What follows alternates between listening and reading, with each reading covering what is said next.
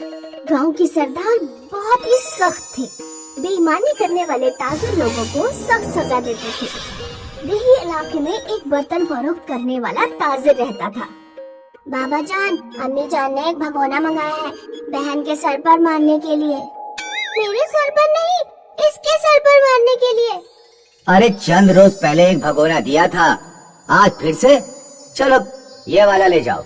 राधे श्याम की 2 औलादें थीं, बबलू और चिंकी। घर और दुकान करीब करीब में ही थे, इसीलिए दोनों लड़ते झगड़ते दुकान पर पहुंच जाते थे। बाबा जान, माँ ने एक चिमटा मंगाया है बबलू की पिटाई करने के लिए। नहीं बाबा जान, चिंकी दीदी की नाक दबाने के लिए मंगाया है। अरे तुम्हारी माँ तो पूरी दुकान ऐसे ही खाली कर दे रही है। कल ही भगोना दिया था, आज चिमटा चाहिए। सारा सामान घर पर ही इस्तेमाल कर लोगे तो ताजिरों को फरोख्त क्या करूँगा? ये लो चिमटा। पर बाबा जान, अम्मी जान ने कहा है कि शाम को 1 किलो जलेबियाँ भी लेते आइएगा। नहीं लाएंगे तो समझ लीजिएगा अम्मी जान के पास नया चिमटा है।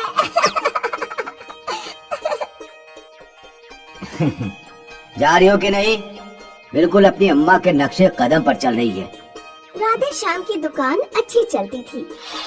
वो अपनी बीवी और बच्चों के साथ खुशहाली की जी रहे थे, लेकिन उसके खुशहाल कुनबे को भगवान दास की नजर लग गई। भगवान दास अपने कुनबे के साथ दही इलाके में नया आया था। वो कोई नया काम शुरू करने की फिराक में था। इस दही इलाके में तो मिठाई की 4 से 5 दुकानें हैं और किराना की दुकानें भी बहुत सारी हैं, लेकिन बर्तनों की दुकान सिर्फ एक ही है। मुझे बर्तन की दुकान ही खोलनी चाहिए।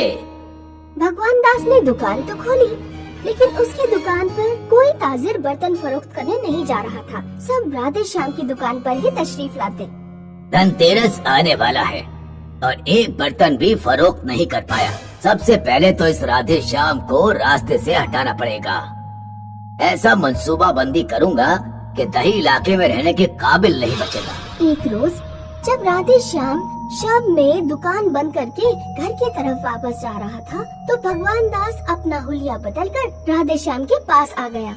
अरे सुनो भाईजान, राधे श्याम मेरे करीब के दही इलाके में रहता है। मैंने तुम्हारी दुकान की बड़ी तारीफ सुनी है। मेरी दुख्तर की शादी है, मुझे पीतल के बेहिसाब बर्तन चाहिए, मिल जाएंगे? भगवान दास राधे श्याम से बर्तन खरीद लेता है और अपने घर आ जाता है।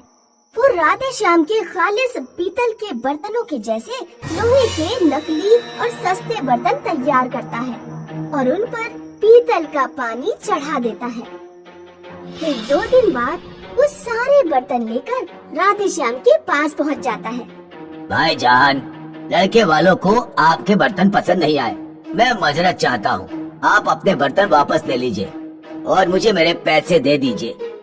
आप तो जानते ही हैं दुख्तर की शादी में कितना खर्च होता है। राधे श्याम भगवान दास के बर्तन लेकर पैसे वापस कर देता है। राधे श्याम को इस बात का इल्म ही नहीं था कि उसके पास नकली बर्तन आ गए हैं। धनतेरस का त्योहार आता है तो राधे श्याम के सभी पीतल के बर्तन बिक जाते हैं। चंद रोज बाद ही बर्तनों पर पीतल का चढ़ा पानी उतरने लगा। राधे श्याम ने हमसे फरेब किया। दही इलाके के लोग राधे श्याम की शिकायत गांव के सरदार से करते हैं। राधे श्याम, दही इलाके के कुछ उसूल हैं। अगर कोई दुकानदार दही इलाके के लोगों से फरेब करता है, उसे दही इलाके से बदहाल होना होगा। अब तुम इस दही इलाके में नहीं रह सकते। फरेब के तौर पर तुम्हें 50,000 की अदायगी देनी होगी। राधे श्याम किसी भी तरह से दही इलाके में बर्तन और दुकान फरोख्त करके फरेब की अदायगी पेश करता है और कुनबे को लेकर इलाका छोड़ देता है। बाबा जान, हम कहाँ जाएंगे?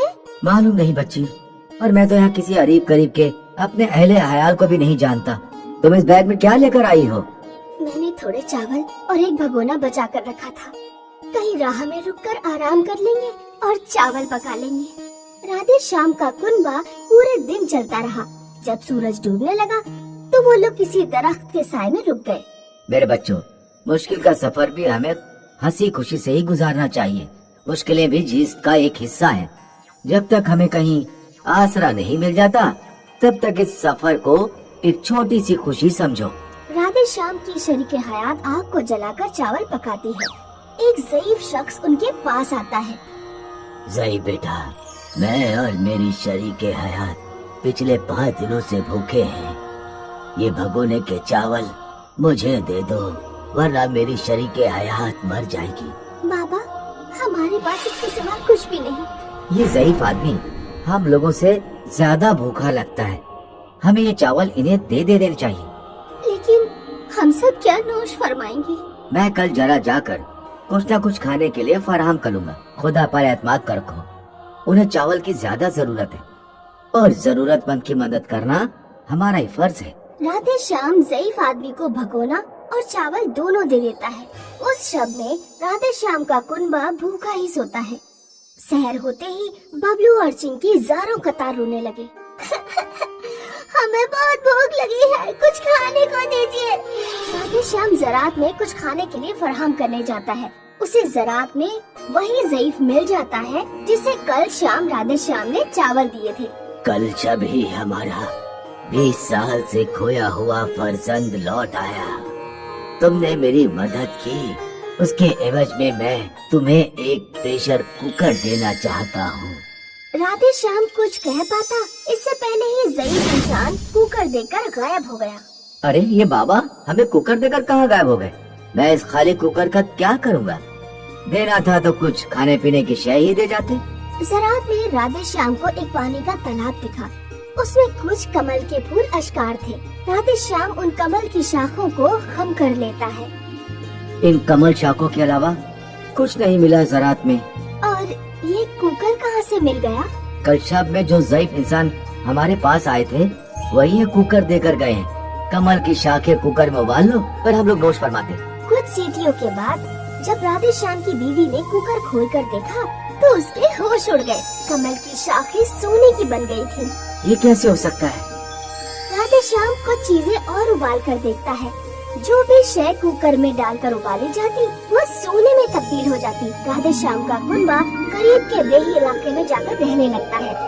सोना देने वाले कुकर की मदद से राधे श्याम एक सोने की अजीम दुकान खोलता है। मणिगंज देही इलाके में सोना देने वाले कुकर की बात फैल गई।